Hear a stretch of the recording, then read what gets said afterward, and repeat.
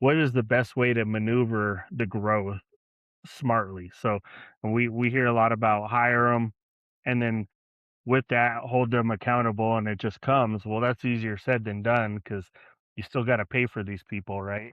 It sounds weird, but it was a little easier, right? Because it was only him and I, and it was only our paychecks we had to worry about and a little bit of overhead.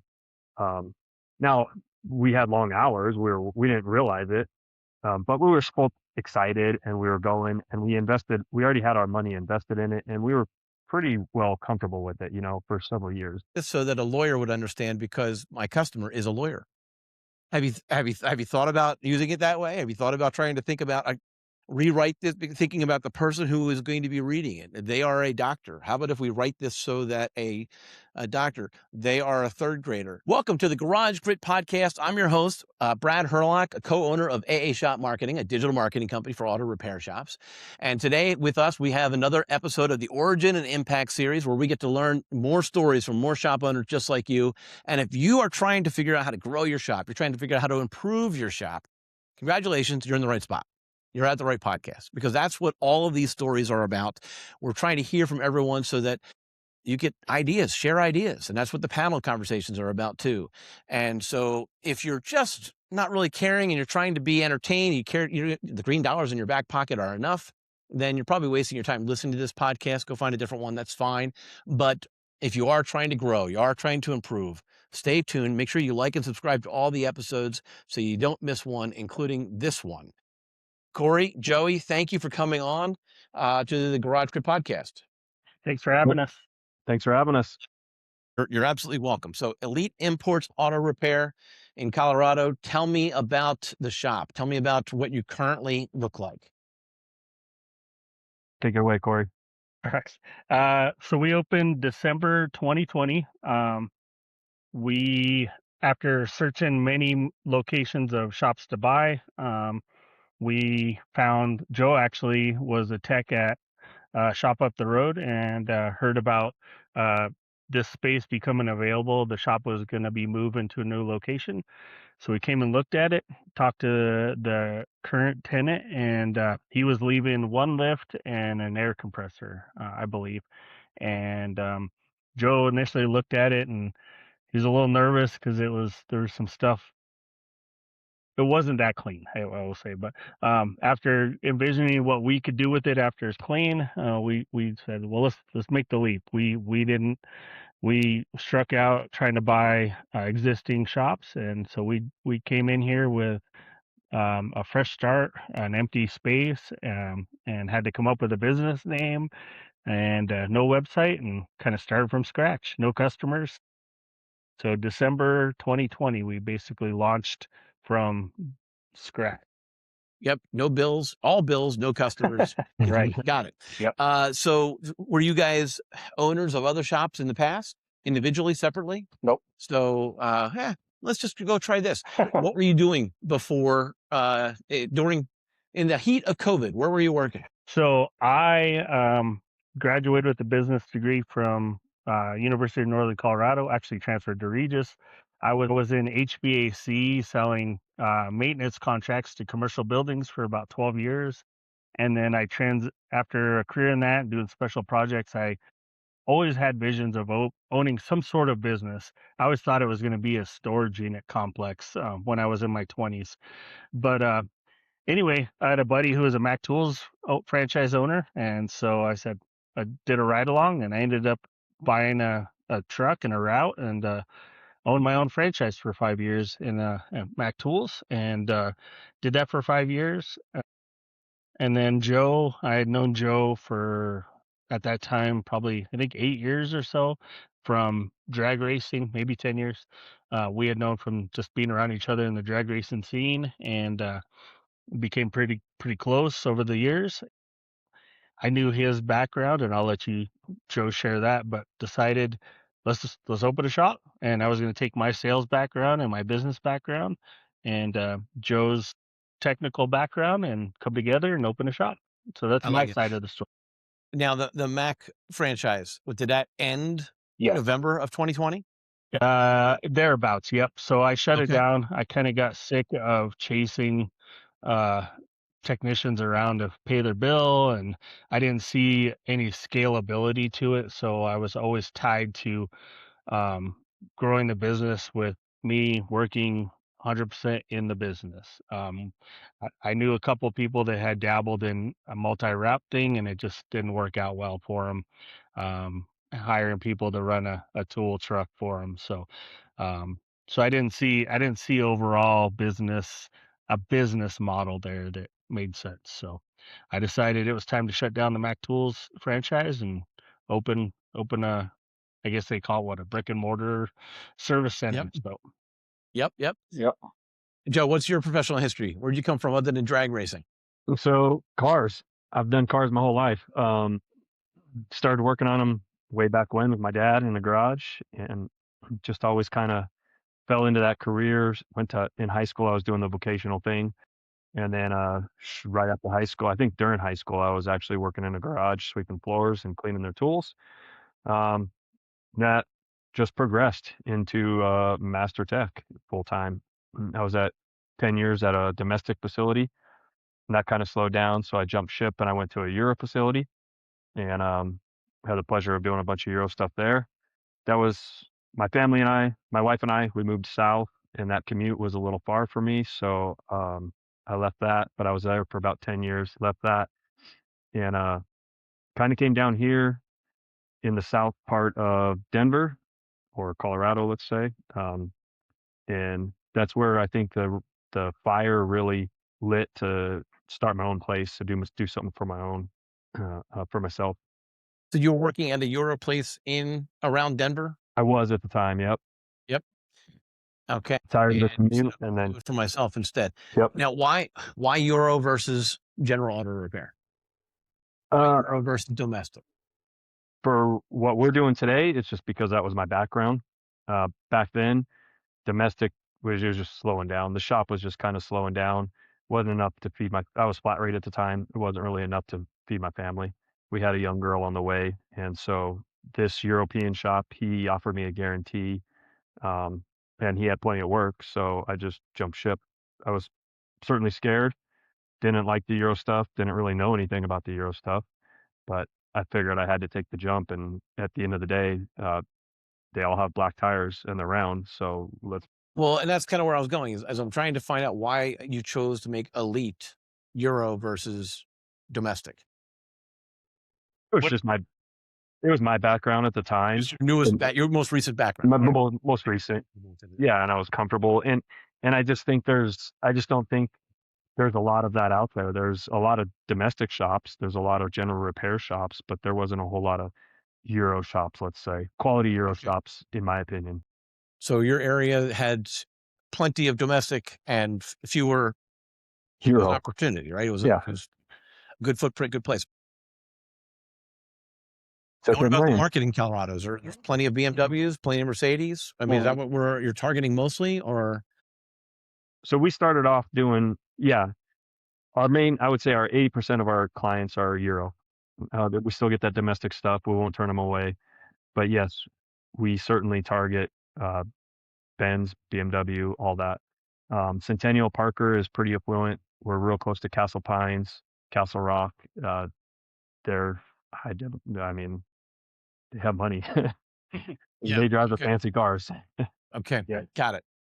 And okay. somehow we started working on 1 or 2 or 3 Land Rovers, and then the word got out. So we've been getting a ton of Land Rovers. I don't think there's too many shops that want to work on them. I mean, Joe's gone to classes where people will even say they work on European cars and they won't touch Land Rovers. So we've kind of become that. It is a little bit tougher to find people willing to work on them too. So that is a little bit of a challenge.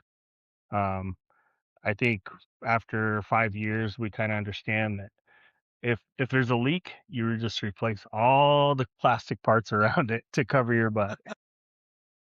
Okay. But that sounds like the theme is no one else is doing it, so we're going to do it. So we're going to do it. Yeah. Yep. Right. We wanted a niche, or niche, or however you say it. I like it. Okay. So, Joe, are you still in the shop with the tools, or are you the shop foreman now? What's the role? So I'd say as of this year, we've hired a new ace back there, and I've been able to step away. I really haven't opened my toolbox the start of 26 here. Yeah. I mean, maybe opened it to lend a tool out or something like that, but Or take a picture. yeah, Maybe Make blow s- some dust off and take the compressor to get the get clean the it dust up a little bit. Yeah, keep it clean. But I really haven't had a so- wrench. How many people are we looking at there? How many? What's your team look like?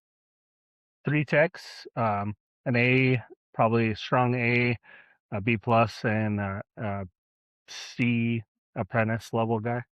Beautiful. All right. And is the B and the C, are they actually all of them? Well, like, what are you doing to keep these guys trained and continuing to educate them? I've come across some shops who are like, if they don't want it, they're fine. Yeah, and other shops who are like, no, you need to be enrolled in an aggressive training program, an ongoing thing. And every shop in between. So where are you at when it comes to making sure that your guys are trained? So currently, WorldPack sends out a flyer. We do the online training every month. They have to pick one online training. Most of the guys are picking, 3 of the sessions. So I would say a good 4 hours of training per month. And then we also have them all enrolled into the WorldPack STX event, which is up in Maryland. So we're sending up 3 technicians up there to Maryland for a 4-day event of full-on training. Yep.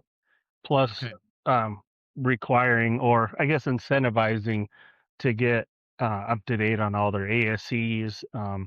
And so our A level guy, I think he is master level. Is that correct? And Master with an L. He just received his L1. yep.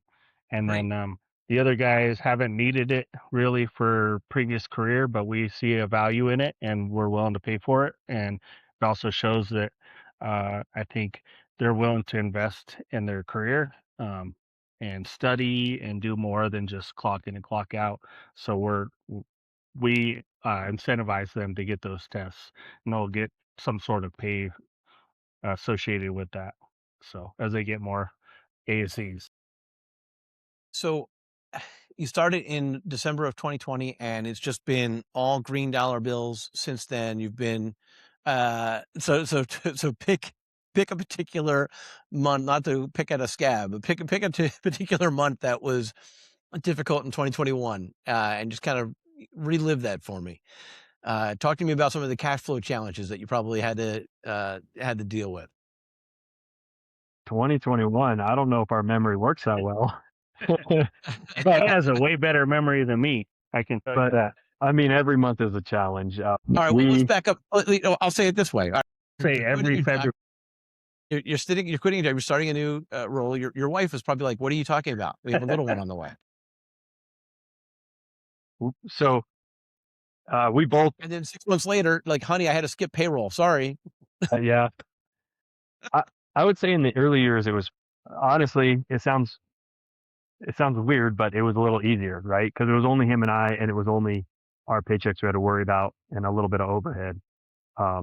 Now we had long hours. We didn't realize it, but we were both excited and we were going, and we already had our money invested in it, and we were pretty well comfortable with it, for several years. It's once we started adding people and employees and understanding that we had to pay for their mortgage or their food or their car payments, that's when it got a little more stressful. And when the times get slow, it's like, dude, our pay structure is a hybrid pay structure. So we still owed, whether we had work or not, we were paying them. So I would say probably maybe 22 in February, it got a little rougher or tougher. We still had 2 technicians and a front counter advisor, and there was just a lot of acquired overhead that was a little difficult for us, and that's where things got a little stressful for us. But Yep. yeah, your take, Corey? Yeah, I mean, I think the biggest challenge, we thought a model of, at first, hiring some younger apprentice level guys and running everything through Joey was genius, right? We could keep the costs low. Well, we found out after a certain point that Joey had to be here for anything to get accomplished in the back of the shop. So there was times when Joe wasn't here that the well, Right. he took a vacation or something, and And when thinking back, he may say the first 2 years were easier, but there were probably times when he was back there wanting to hit his head against the wall because he had me as the advisor, who was a green advisor. I hadn't been an advisor ever before, so there was a lot of questions that were posed at the time that probably could have sorted through and figured out on my own. And I was learning the industry because I hadn't been in it, and expectations. But yeah, I would say just the learning curve of hiring people. And February has been tough year over year for whatever reason. It's our slow month. So, which is pretty common, I guess. Well, you're covered in snow out there. We haven't had hardly any snow. Most years, Really? but not this year. This year has been Bad. yeah, it's been unreal. I mean, Like 60s all winter. shorts and Wow. t-shirts. Yeah, it's Yep. pretty weird. Glad I didn't save my Colorado vacation for skiing. Yeah, they literally didn't have runs open until I think December because they hardly had any snow in the mountains even. Yeah, it was bad. Do they make a lot of snow? Mhm. But I mention it because it seems to me, I remember I was only out in Colorado one time for skiing. And what I learned, what I specifically remember was they had no idea how to light a mountain. Now here and on the East Coast, like they all have to know how, especially in Pennsylvania, they have to know how to light the mountain because it's not the mountains aren't big enough to take a day off from work. You're going to go there after hours, and so because it's not that much of a destination location, so it's well lit. Well, I remember going down. Shoot, what's the name of the place that actually has nighttime skiing? There's like one place. Keystone, maybe?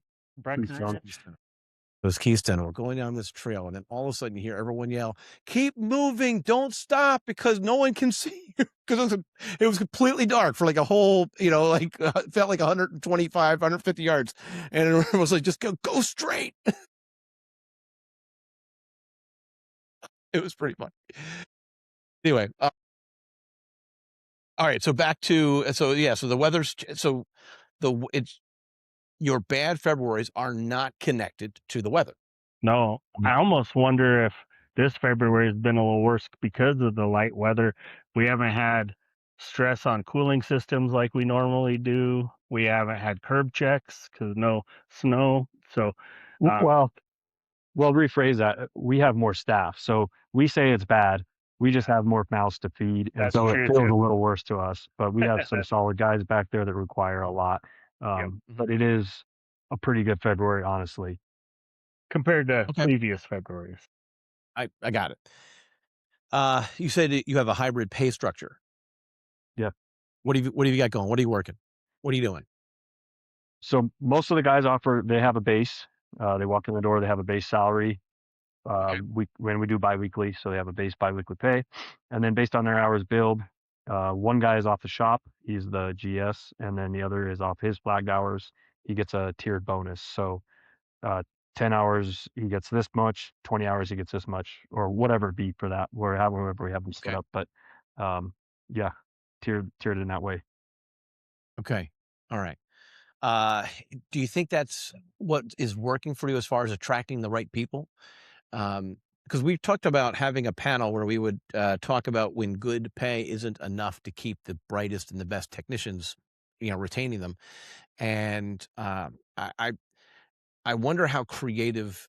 I was talking to a guy, I think he was down in Georgia, and so his perspective is a little bit different from yours. His attitude was, all you have to do is not work weekends and have an air-conditioned shop. Now, so I don't know, right? So I think there's a little bit more to it than that, but maybe that works well in his region. But I want to say that there's, the quality of life is absolutely a part of the pay package, right? It's not just, so you've got that base plus bonus, and you've got, depending on the working conditions, the ongoing training. I think the ongoing training is going to attract the kind of person that you want, who's hungry to constantly learn more. And that's why they're willing to do the training. Whereas if you like that, this is part of our structure. We expect this of you, but we're also paying for it for you. Right. And I think that actually helps with again, attracting the right people. So we talked about having that panel. What would you say about that issue? Do you think you have it dialed in, or are you also struggling? There we go. Okay. Yeah, we're So struggling. It's tough to find the right. tell me about Yeah. this. We're struggling just as well as anybody else out there. It's a tough deal. I think my thought behind it was because I was a technician, I hated that slow period or that time where there was no work, and it was like it hurt me. I had a family to feed, and so I wanted to burden a little bit of that as a shop owner. Um, so that's why we offer it. I think my guilt as a flat rate tech for 25 years, throw it out there to my guys that way. The other part you brought up many times, and I agree, is just that mentality of flat rate hours is you kind of get caught up in the what are my hours, and not what's best for the customer or the shop as a whole. And so we wanted to make sure that we're taking care of the customer. We want to be customer focused. Like the priority is our customers. Like we want to take care of our people, but and so that in between was, if a guy's struggling on a car or somebody has to leave for whatever reason, our team being in this hybrid structure, they'll just jump in and help because they're making a paycheck, right? Either way, it's the atmosphere of the team. Let's make sure everybody works together to take care of the customer. We kind of have a new person who we tried it with. He was, flat rate high performer at another shop, and it for whatever reason his brain couldn't couldn't see the end game of it all. So we ended up switching over to flat rate basically with him. But he still has a guarantee. Yep. So he does have an hourly. Oh, you instead. Oh, that's interesting. Yeah, we're pretty good people. Accommodate him. Yep. You actually removed him from the bonus, gave him a flat rate with a base. Yep. Interesting. All right. Why not just replace him so you have the same system for everybody? How do the other team members feel about him not being a part of that same picture? Well, we don't he's part of the same picture. I know now they're going to be listening to this podcast. No, I'm just kidding. Yeah. No, they're finding out. I'm serious. I guess what I'm asking is, I guess the follow-up question is that evident in his team relationship to make sure that, because you just said, right, it's a team bonus. Right. And now, okay, this person over here needs a little bit of help. Let me roll up my sleeves and help that person. Is he still doing that? Yeah. Yeah. I think it'll work as long as we make sure to set the expectations and the standards on what we expect from him in his role, Yeah. and holding him accountable. And if he's coming at us only like, where's my hours, and he's not willing to be a team player, then we'll address that. Yep. So Now, how does the tiered bonus affect the front of the shop as far as their pay? Is it also a base plus? Is it the same structure, or is it a little bit different? so we have typically gone with a base salary and then different tiers. So we have kind of a standard that we've experienced, that we know what an advisor at our level that we're expecting people to perform at, like a minimum level. And that's like kind of like the go, no go. Doesn't, and there- right. Yeah, exactly. And then their bonus starts a little above that. So, and basically, well, yeah. So they're at a percentage of revenue, not, no, sorry, gross profit. That way, if they're selling a bunch of work at 20%, their numbers can be inflated, and we're not making very good money. So it's off of gross profit. And then they hit the next tier, then it'll be a percentage of that next tier. The percentage goes up, and then we'll have different tiers, basically to incentivize them as well to not slow play closing the car or get on the phone with the customer. Let's get it closed this week because you'll bump to the next level. And also just keep things moving. It's their responsibility as front office to keep the guys busy, keep the shop moving. So they also have to have some, I guess what they call some, is it skin in the game? Yeah, to to be incentivized too. So we're all incentivized, but also we're looking for people with. That's where we've learned in the last year being with this coaching company. We're really big on leadership mentality within our shop. So we're looking for certain people with characteristics that are looking to push the envelope, not just status quo, clock in, clock out. Okay. All right. And how long have you been with this coaching company, and who is it? Transformers and oh yeah, we talked about that before we started, and it's been about a year. Yeah. Yes, I didn't forget. I was I was letting everyone else know. Okay. All right. And well, also before we started recording, you were talking about how you've got a great relationship with your coach. Yeah. And we were talking a little bit about how that's really the glue of a lot of these programs. But Yep. so that's great. How often do you meet with your coach?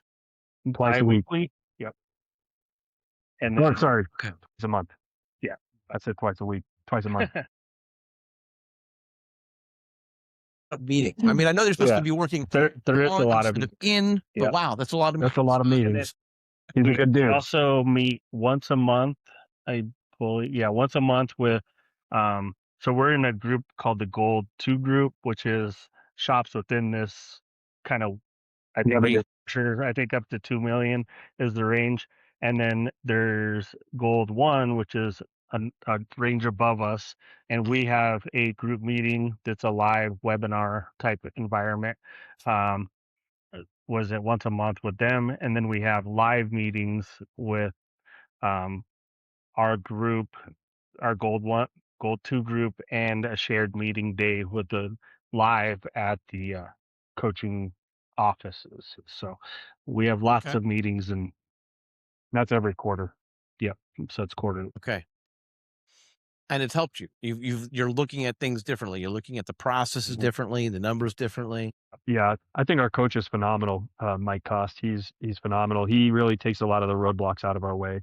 A lot of the hurdles that we feel are, this is stopping us, and oh, but that, and oh, but this. He continues to probe and ask questions and remove those blocks and say, dude, let's go. Call us out too when we think that we're different than every other shop in the country, and things are different within these walls. And he's like, No, But I mean, in some ways you are, but no, there's a lot that it still applies, right? I mean, right. it's yeah, no, I get that. I get that. I get that. I can.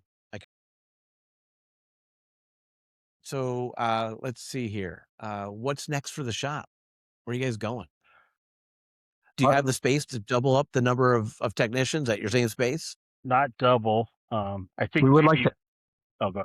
We would like to add another technician here, grow this facility. But then our ultimate plan, when we started all this, Corey and I had a business plan together, and our ultimate plan was to have 4 of these locations. So Okay. we would like to get another location going.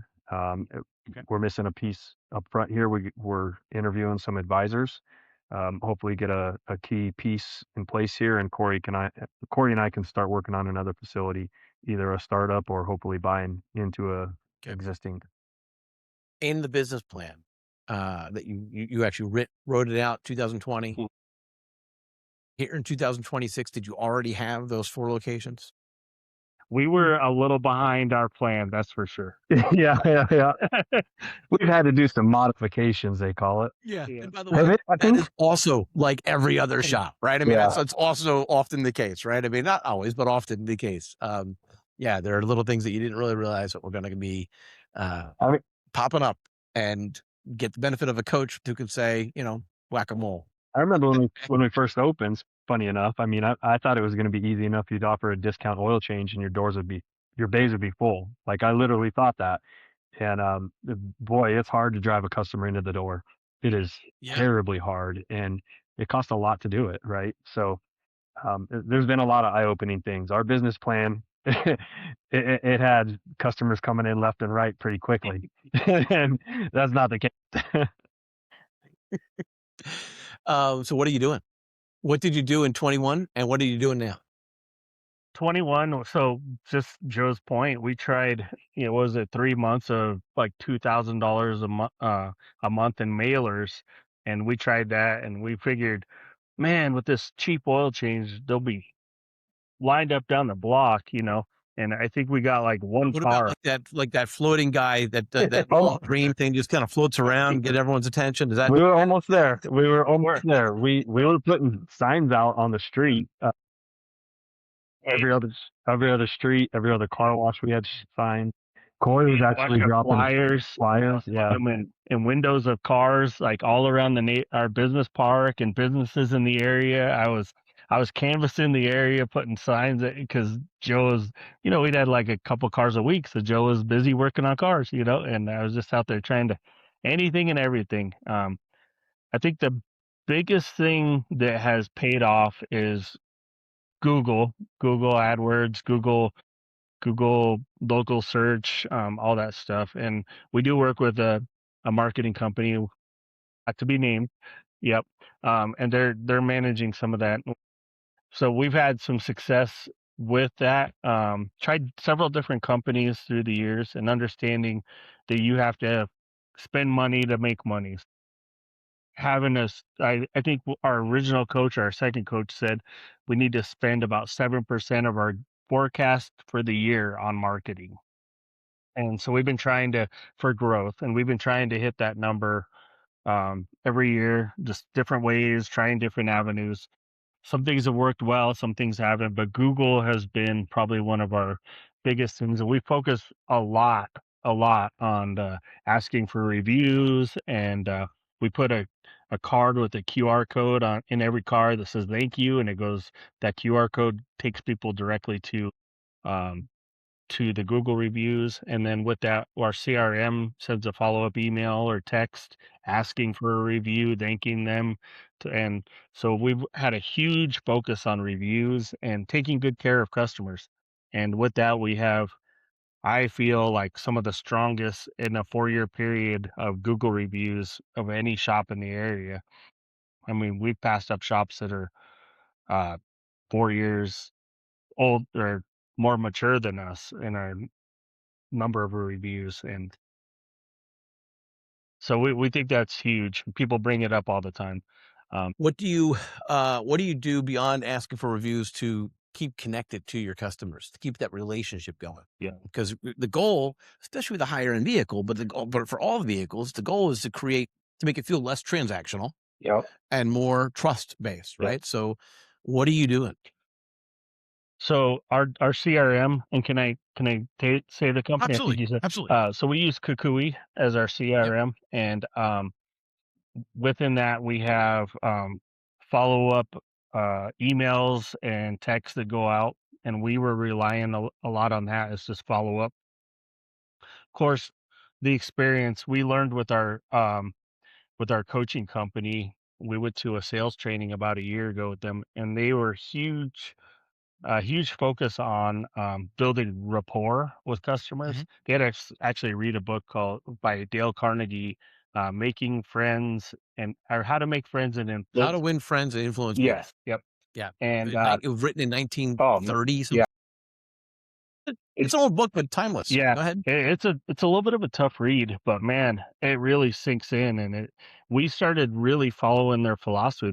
The training was amazing, and it's held by two rock star service advisor trainers. It's through our same coaching company, and it was amazing, and it kind of taught us that um the most important thing is the customer and how you build rapport with them. If you just treat them like it's treated, and that's all it is to them. But if you build rapport and get to know them and talk to them on a personal level and really try and communicate with them and educate them and provide high level service, and so that with our follow up, I think has done wonders for us on getting people back. And It's amazing how special you can make people feel. Mhm. I was just made to feel special recently. So um, I buy flowers for my wife from time to time.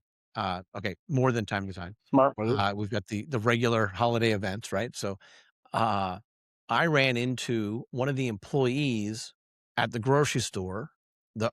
She works at the florist company that I use, and she said, "Hi, Mr. Herlock." Like, right? I mean, like, if your service advisor are out there in the grocery store and they actually see one of their customers, you just made them feel like $1 million. Am I wrong?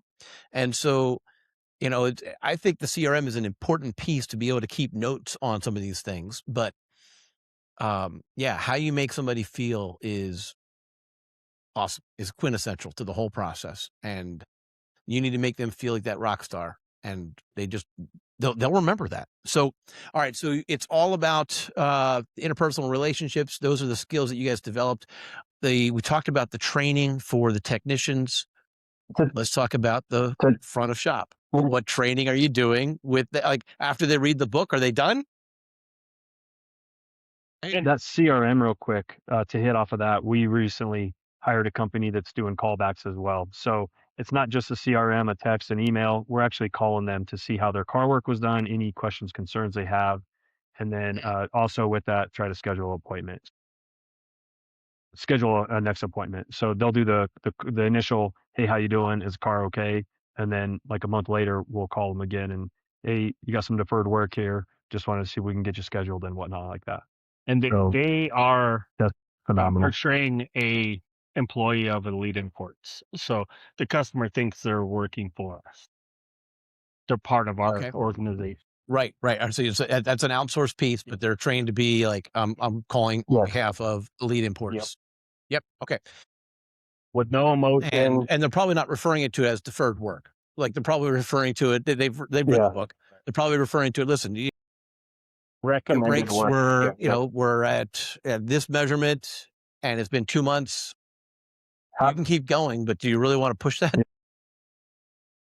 Maybe not the fear approach. Maybe just the again, back to the relationship piece. Okay, so that's been huge. You said that's been a game changer for the number of repeat. Well, we just started. I think the feedback from it has been huge. Yeah. Okay. So far, the initial feedback. Yep. Good. Okay. All right. And why not have someone in-house make those phone calls instead of the outsourced guy? Well, because I've tried to do it and I hate it. Okay. That's fair. That's by the way, that's a completely reasonable. Like I come across shop owners, for example, who are like, I hate Facebook. I get it, but you still need to have a presence there. So you kick it to somebody else.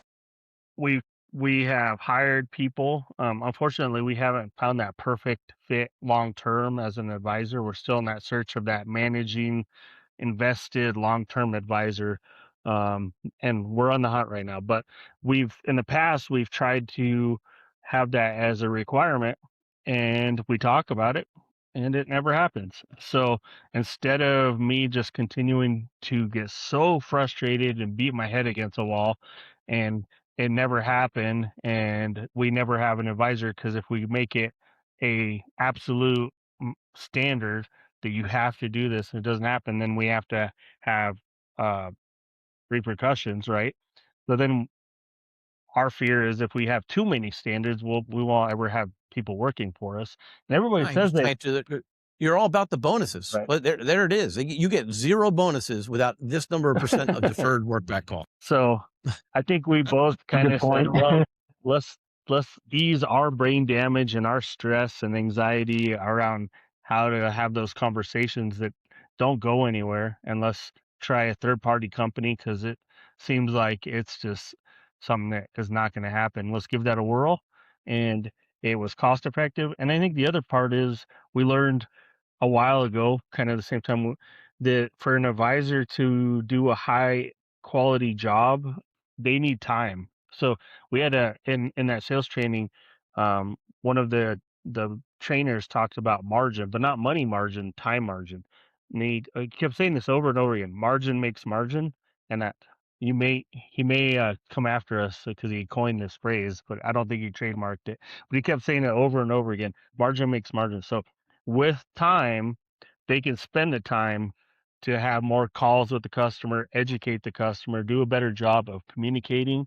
And with that, you're going to have higher ARO, you're going to have higher written, and customers that when they're checking out at the end of the day, they're not reluctantly paying the bill. They're comfortable with what they're paying with no questions, because they're fully educated ahead of time, because you have the time to have all those conversations. And if you're asking someone to make all those calls, they may not have the time to take care of the customer.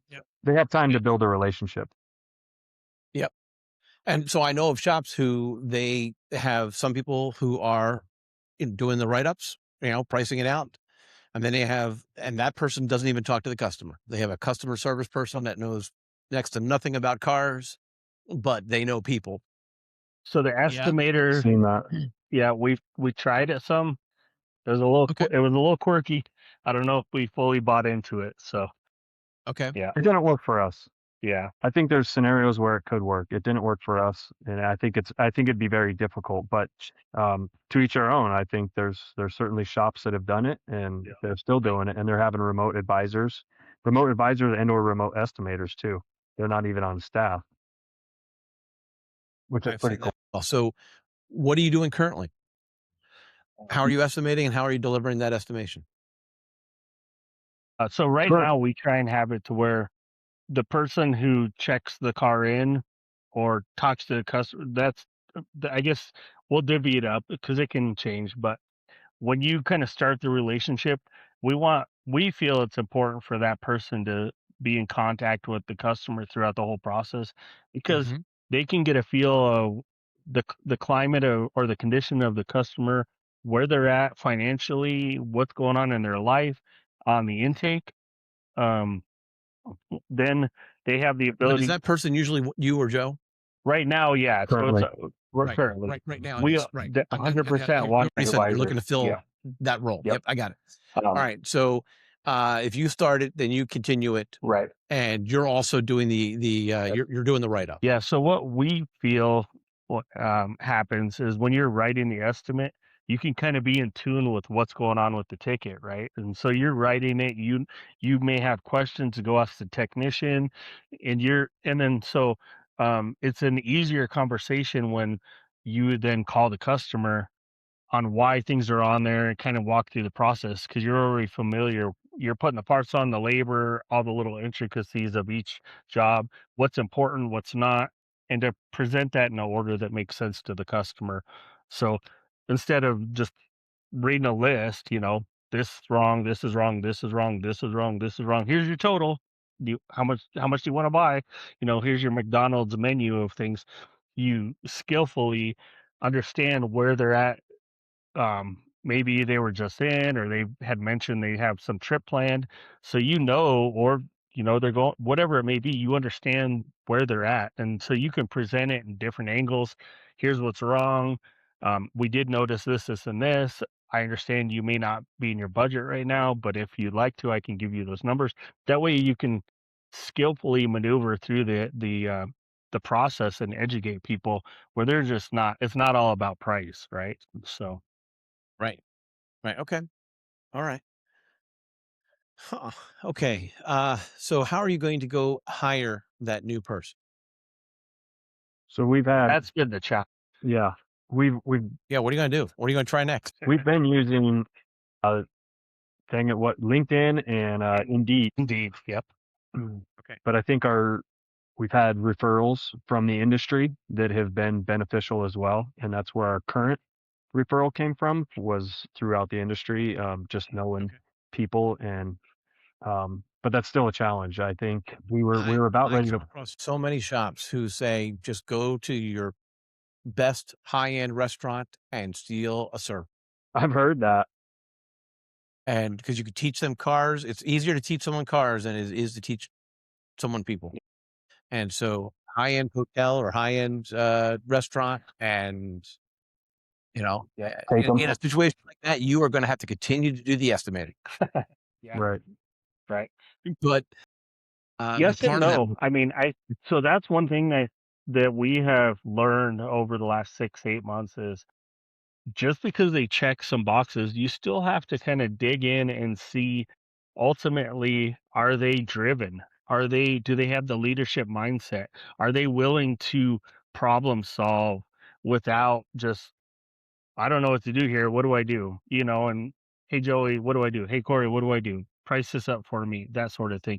They're going to slowly start figuring out how to look things up on their own. They may not have all the answers, but they're going to try on their own. So that has been one of the biggest things we've learned is to to lengthen our onboarding process or even our recruiting process, that it's multiple interviews, it's different angles, and have different people interview because you may catch something that the other person doesn't. And don't quickly make that hire. It's hire slow, take your time, and it's been tough, you know. Yep. And and onboard. I mean, it's huge. They may all say that they've been in the industry or they know everything. They don't know how you do it, you know. So don't just assume they're gonna do things exactly the way you think they're gonna. They know it all. Yeah. So that's been one of the hardest things.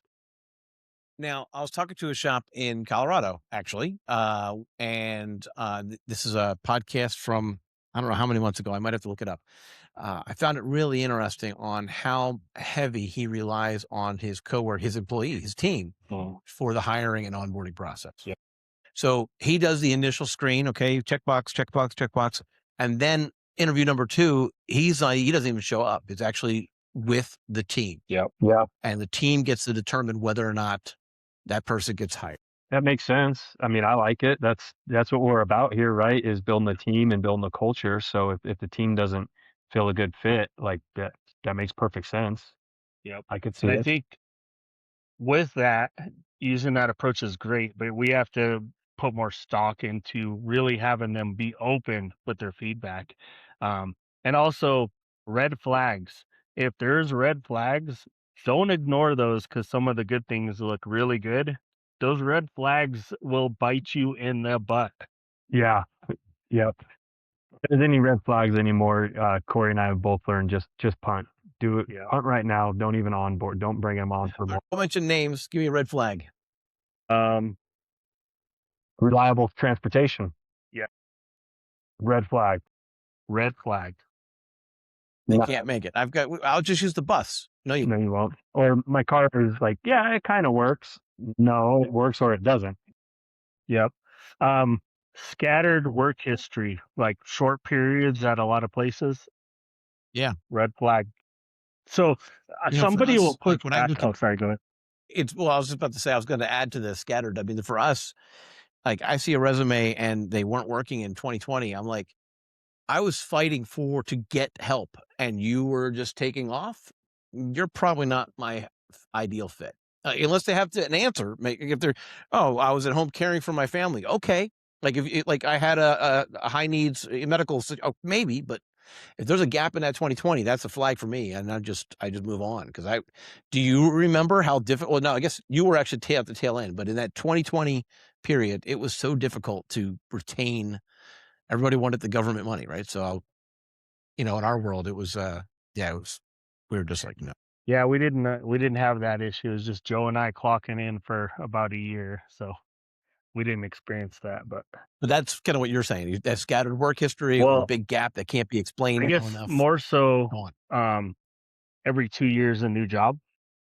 So, a lot of people say, well, maybe they just, and we've even said it, they just haven't found the right place, and we're better than that. We are the right place.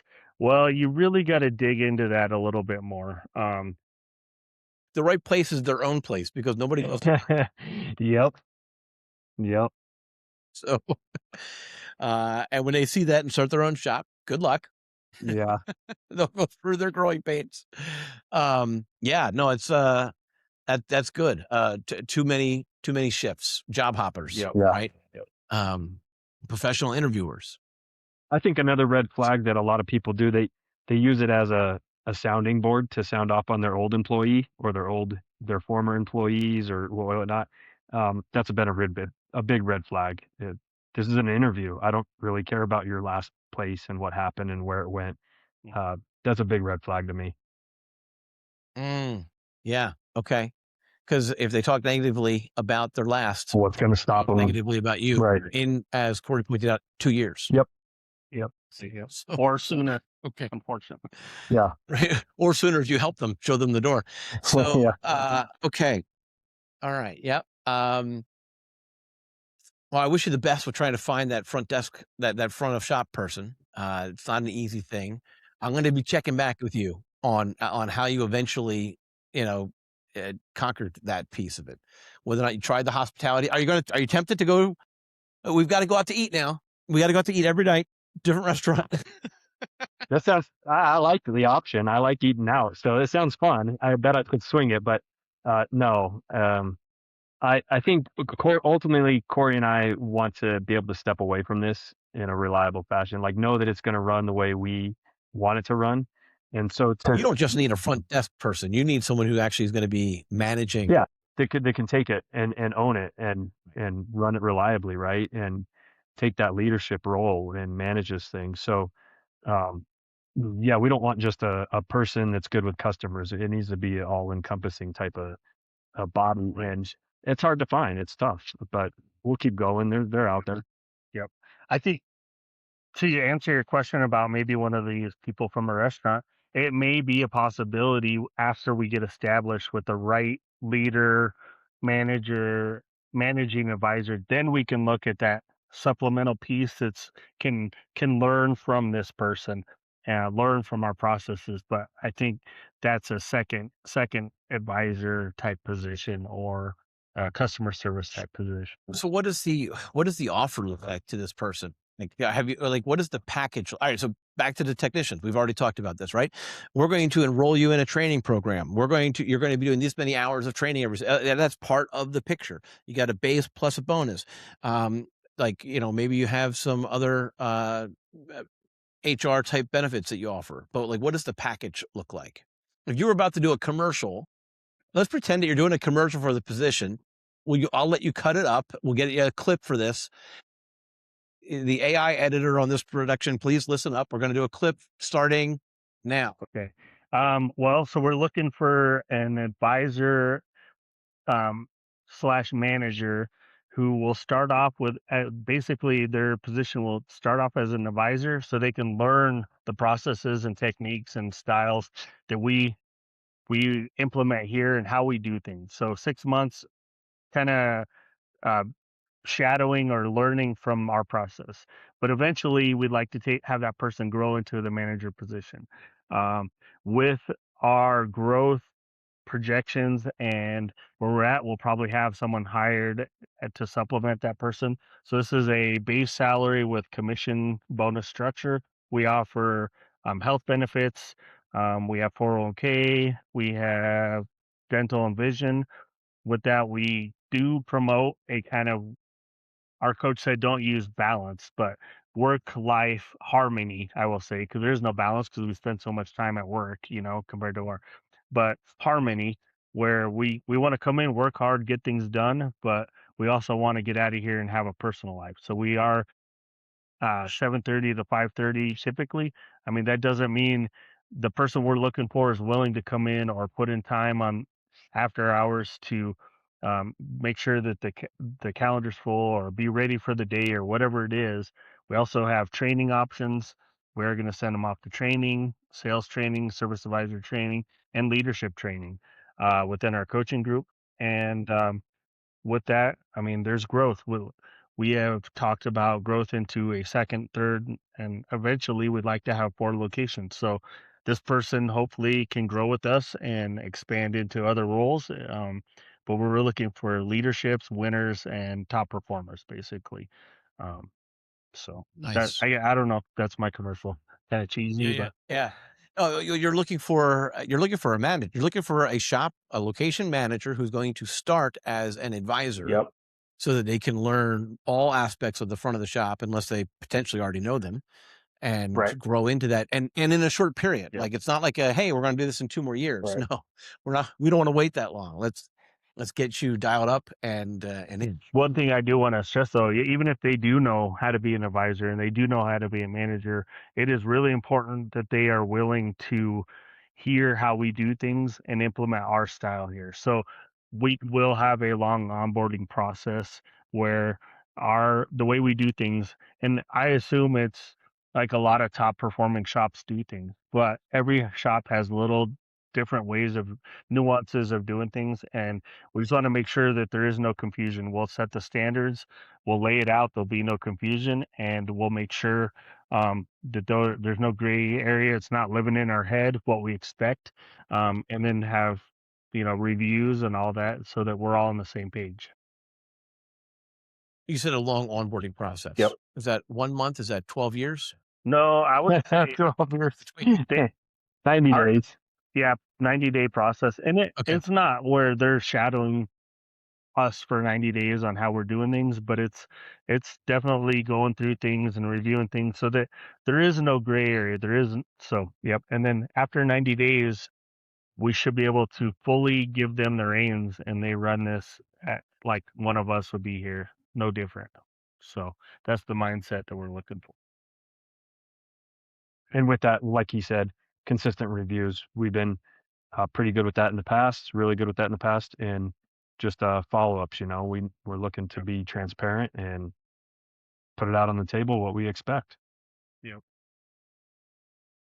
Right. Okay.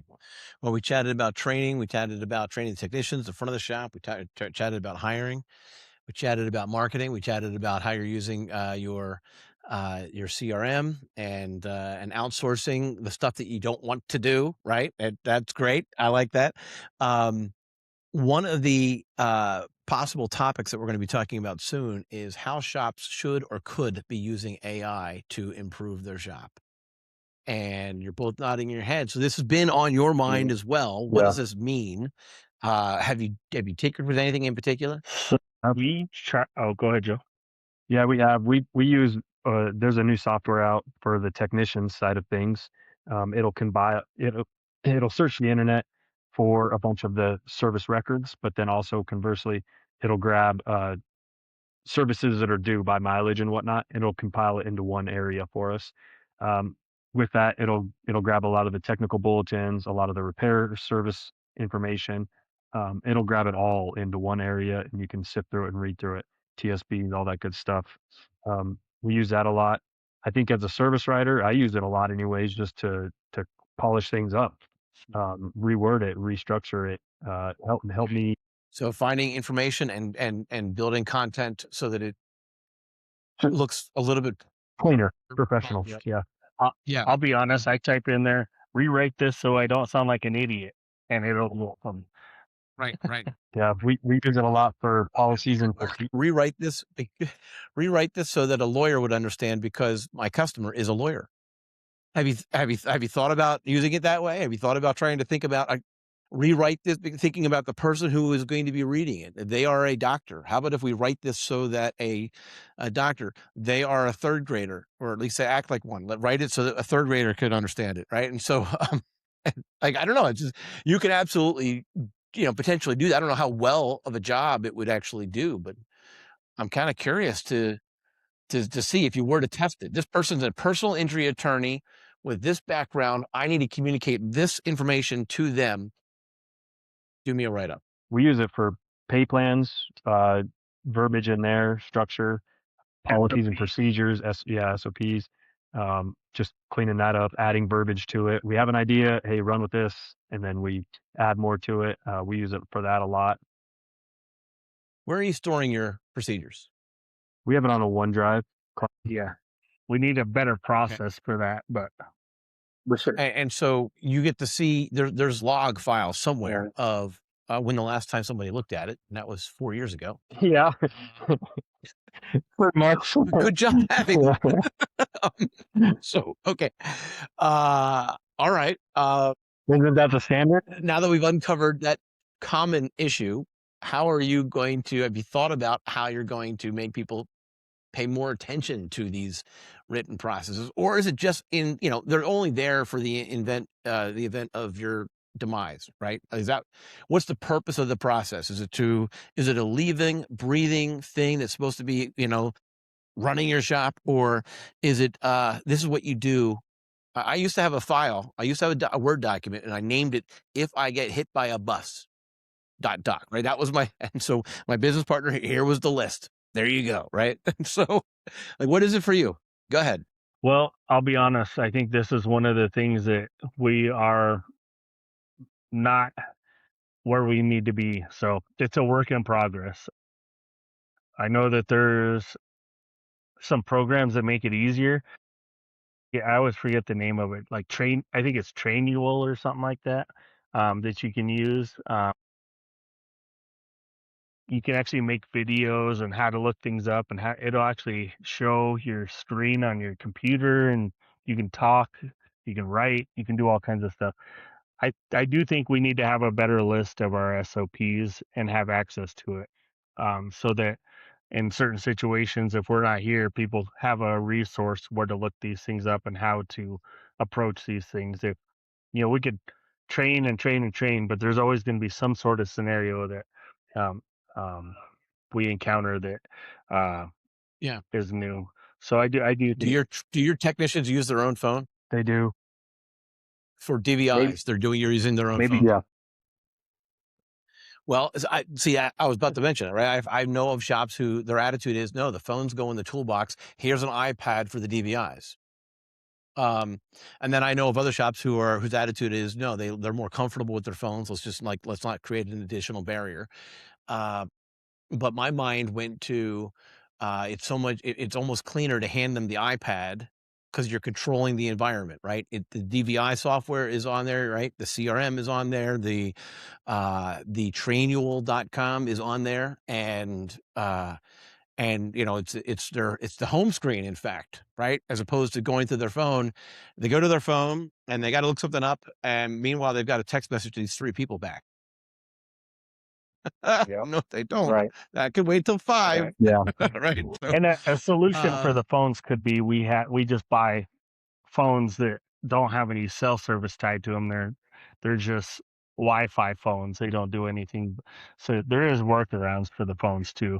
I think it's having a policy in place if it becomes too big of an issue. But I do think that would be, and I like your attitude, by the way, of the videos. Yeah. Right. Because I think, especially depending on the age of the person you're hiring, they're not reading a Right. long document. They're watching a video on YouTube. you hand them a book that's this thick, they're not going to flip through that. Like, what is the process for this? They'll just wing it, So Right.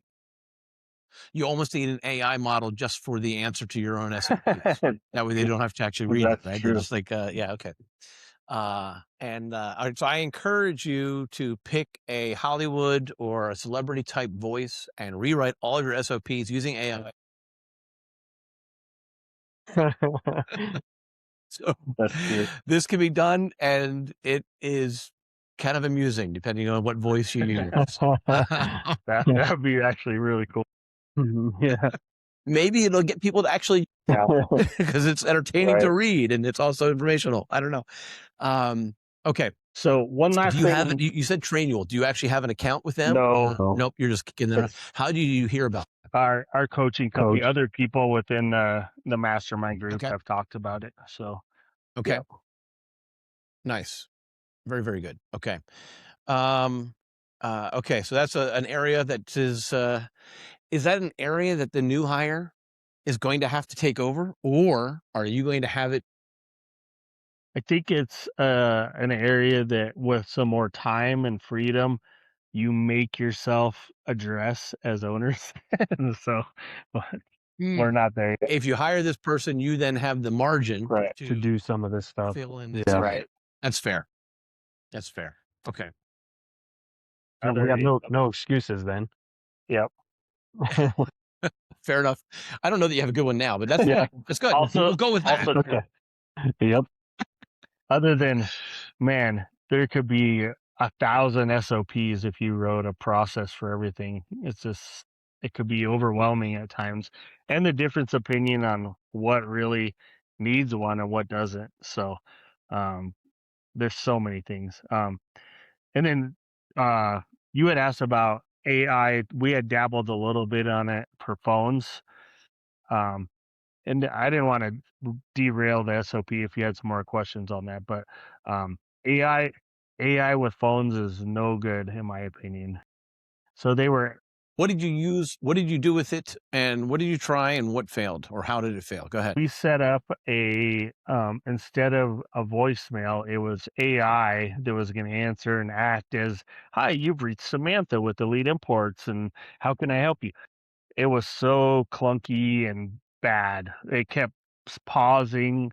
So anytime a noise would happen in the background, it would pause. So a 1 minute or a 30-second voicemail that would say, "Hey, my car, I need to come in Monday to get my oil changed," would turn into a 5-minute conversation. It was just clunky. So we ended up shutting that off. So now we have with our current phone system, it's not AI. It's real simple. Um, you can still leave a voicemail and it'll just transcribe it and email us the voicemail. But they can also press, I think, 1 if you'd like to book an appointment, and it'll send them a link. And we're with I always draw a blank. We're with one of the companies that have online scheduler, and now I'm drawing a blank. It's on our website too. So auto ops, that's it. Okay. All right. So on the voicemail system, and is that with Kukui or is that somebody else? The voicemail system, nope, it's with somebody else. It's our phone. So we switched over to a digital phone system, and Okay. with that, they offer this service. It's called Inbound. Yep. Yep. And so at that point, they send the link to the auto ops platform for real time scheduling if they want it. Got it. Good. So nice. That's great. That's a pretty good setup. I'm sorry. I'm back to the hiring of the new person, and I keep going back there, and I'm wondering if you just built out that part of the SOPs, if that would actually help you help you figure out who the right person is, because you're in the process of writing those procedures, whether or not that would actually kind of, does that make sense? By writing everything that you're supposed to do, that they need to be doing, Right. will that help refine who you're looking? Well, we did have kind of an exercise of that. It wasn't necessarily an SOP, but it was a job standards write up that Joe and I came, and it did cover a lot of that. Like, this is what we expect from this position. And we actually came up with that with the last person when we were seeing some holes in their performance. Um, and But here's what I'm wondering, right? Like, and I don't know the answer to this. This is just an idea that just popped in my head. So you have those SOPs written, or or maybe just the way that you were talking about, framing the job, and then you get the resume, and then you put that into an AI program and say, "Is this person the right fit?" And here's their link to their Facebook page. Is this person the right fit? I wonder if that would actually help hone in. I don't think we're supposed to look at social media individuals, but I would be inclined to see who they're connected to, I because you are who your friends are. have used it Yeah. because it can show if someone's a little.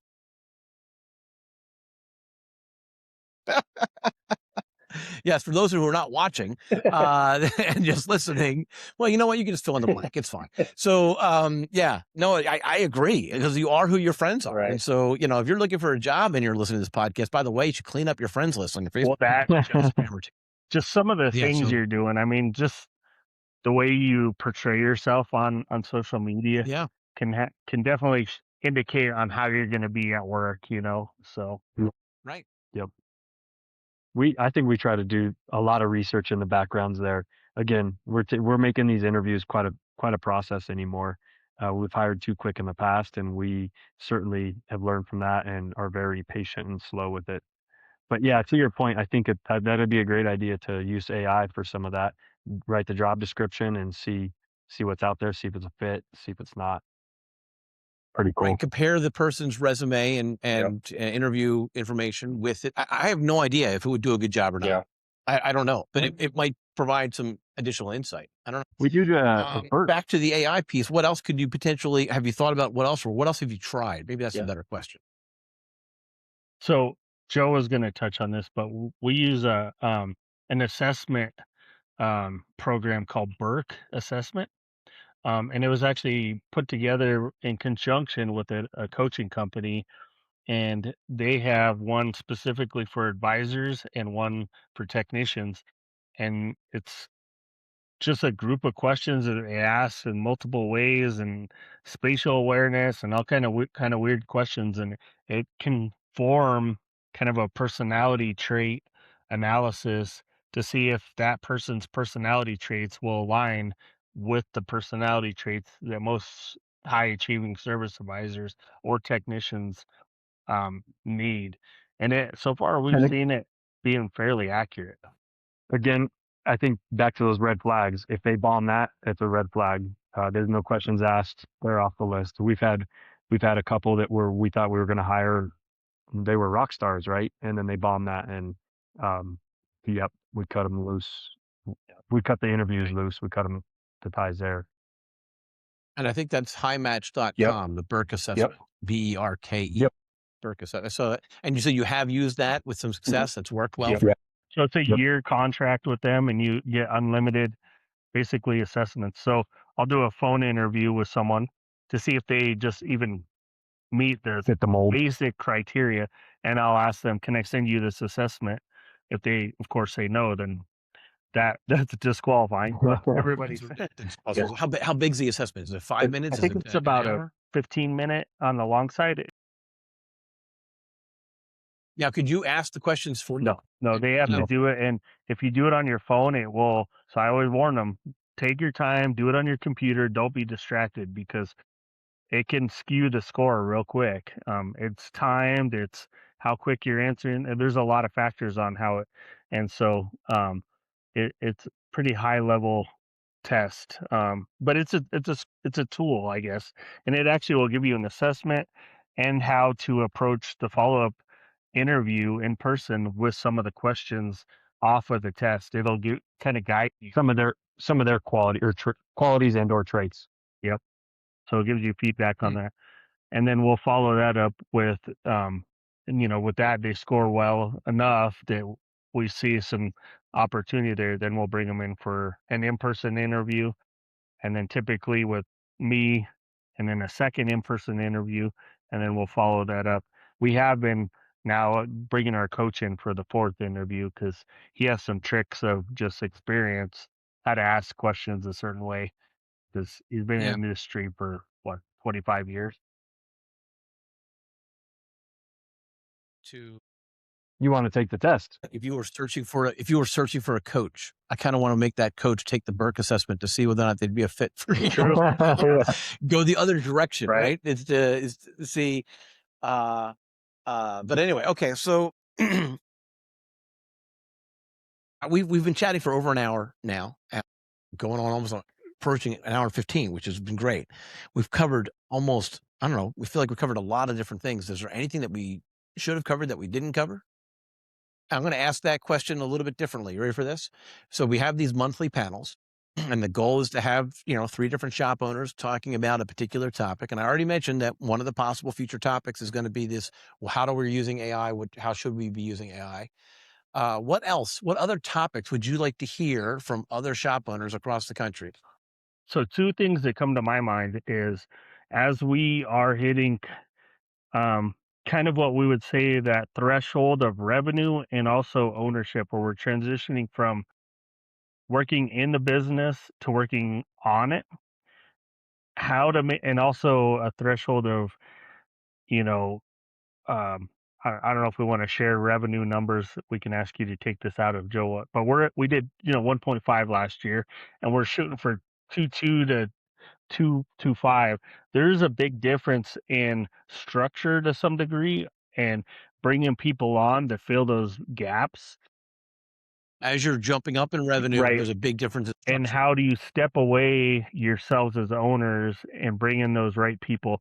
And how do you systematically do that in a smart way? I mean, we've gotten a lot of good answers from our coaches, but it is always a topic that, what is the best way to maneuver the growth smartly? So we hear a lot about hire them, and then with that, hold them accountable, and it just comes. Well, that's easier said than done, because you still got to pay for these people, right? And so what have other shop owners, how have they successfully gone through that transition to the next level? That's one question I think that Joe and I have talked about. It'd be just nice to hear other people that have kind of went through that transition and how they've accomplished that. And then what was my other one? Oh, man, I had it and then slipped my tongue. I'll let Joe talk, and then I'll try and remember my other one. Yeah, I would say, how they go about the second shop or location. That's been very challenging. Finding no different than this. This was challenging finding location from the get-go.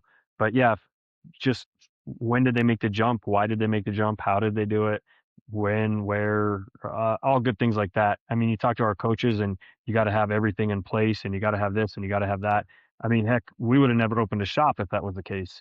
So how are we ever going to get to a second shop if we all have that? And not everybody out there has that. I guarantee you, they're all technicians that have been under the hood and they fell into a second shop and they went with it. And now they're exploding. Well, not all of them, but some of them. But some of them are even service riders, right? That were like manning the counter, and then they found another shop and they just went for it, right? And now they're successful, and now they have 4. Like, what did that look like? How did that come about? Because that seems very difficult. We've interviewed several shop owners that want to sell, and they don't even have finances in order. They have no idea what it looks like, what it takes. They want $3 million for a business that barely skates by. So just kind of curious as to how they did that and what that looked like. Did it take 2 years? Did it take 6 months? Or was it just dumb luck? Yeah. And financing, like if you're going to buy a new building with a business that's 2 million, and even if you find an SBA loan, which is, let's say it's 10%, so to come up with an extra $200,000 and have it in the banks, that's not going to affect your current business, just extra money sitting there.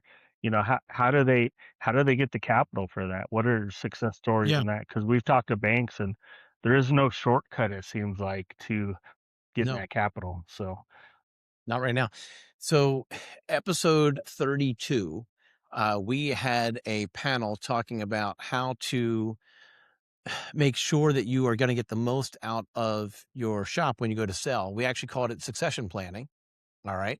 Was the name of the topic, but we definitely covered what you just touched on, Joe, which was you've got all this sweat equity and you think it's worth more than it actually is. And no, it's not. It's worth what it's worth. And I get the pain that you've put into it. But there are steps that you can take to make sure that you're going to get max value. And episode 32 was one of those possible topics. So that was a good one to listen to. All right. Well, that's good. Those are very interesting topics. And I think a lot of shops can relate to them, but at the same time, there's definitely fewer number of shops that are in that specific, time zone. So I'll have to do a little bit of extra work to find those right fit for those panelists. Thank you for giving me a to-do list. I'm good with it. I like the challenge. So I appreciate that. So I'll consider those topics. I think they're going to be good ones. Okay. Listen, it's been, like I said, it's been an hour, almost hour and 20 minutes now. And so I'm going to just let's wrap it up. Thank you so much for being here on the Garage Grit podcast. This is another close to another Origin and Impact series. And as you heard, we talked about absolutely everything. But if you're looking to actually figure out what your next marketing playbook is going to be, right? Let's say you're trying to figure out what 2026 still needs to look like for you when it comes to digital marketing or marketing in general. For as far as digital marketing goes, addi.me/2026, addi.me/2026. You're going to get the aashopmarketing.com playbook for what we're doing for shops. And yeah, we cover things like AI searches in that. So go out and get that, go listen to it.